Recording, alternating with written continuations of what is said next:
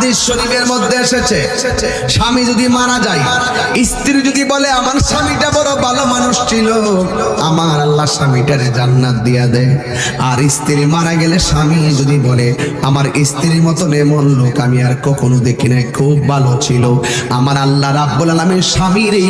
এই মন্তব্যের কারণে আমার আল্লাহ স্ত্রীটাকে জান্নাত দিয়া দেয়। এই জন্য আমার যুবক ভাইয়েরা সবাই স্ত্রীর কাছে চলে গেল, যাইয়া ডাক দিয়া বলে হে আল্লাহর বান্দি, তোমার স্বামী তো 5 ওয়াক্ত নামাজ পড়তে কয়, তোমার স্বামী তো রোজা রাখতে কয়, তোমার স্বামী তো ব্যবসা করতে ভালো ব্যবসায়ী কয়, তোমার স্বামীর মধ্যে এমন কিছু আসেনি যেই কাজের কারণে কবরে দেওয়ার আগে সাপ আসতে পারে, আমরা তো জীবনে দেখি নাই তার কোনো ত্রুটি, তোমার চোখের মধ্যে কোনো ত্রুটি ধরা পড়ছেনি। স্ত্রী ডাক দিয়ে কয় এলাকাবাসী